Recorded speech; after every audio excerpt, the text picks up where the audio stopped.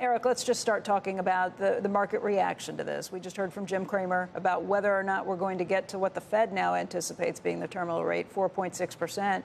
We had Roger Ferguson on early this morning. He actually took the other side of that. He thinks we might go past that. So this is what's playing out in the market right now.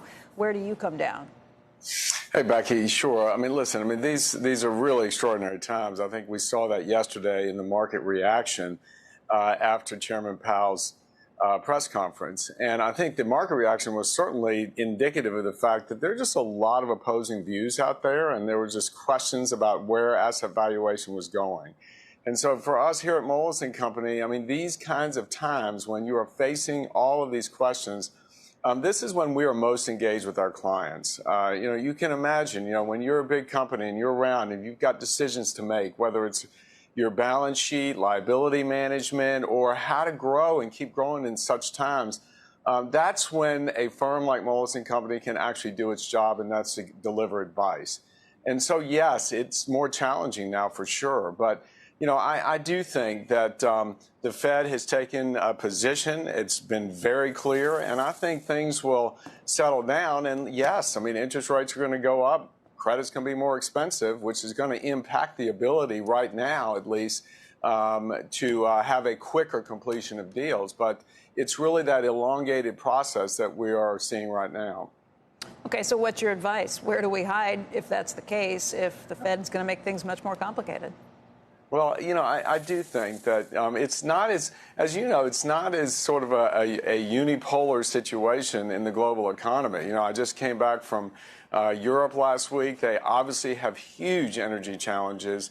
I just heard Alex Karp talk about the freak out in terms of the energy security situation in Europe, and it is true. They're very worried about it. But if you go to the Middle East, obviously they have an entirely different view, and it's nothing but growth and focusing on deploying capital right now because of their being so intertwined with the commodities and the energy industry. So, there is just, we're in a time now where I do think that there is going to be continued activity. I think dialogue in our business is very, very high. And whether, we're going to complete a deal this week or next month or the month after, what we focus on, frankly, is making sure that we're there for our clients, single-focused, so we can navigate these very choppy waters. Hey, Eric, let's go back to your expertise as the former House Majority Leader, taking a look at what we can expect in terms of pressure on the Fed at this point. To this point, there has been a lot of support from the administration, from many other politicians saying they need to be able to do what they need to do to arrest inflation. Now, it looks like that is going to cause some significant pain. Jay Powell keeps saying that very specifically, that this will cause pain. And you can already see that, political support dwindling, especially as we get closer to an election. What happens? They're there with a mandate from Congress. What is Congress going to do? What's amazing, Becky, is it's almost like, yes, the Fed has precipitated some of what we're going through with inflation because of the monetary policy, and Chairman Powell certainly stepping in to correct that. However, you've got an administration and a Congress that continues to spend extraordinary amounts of money.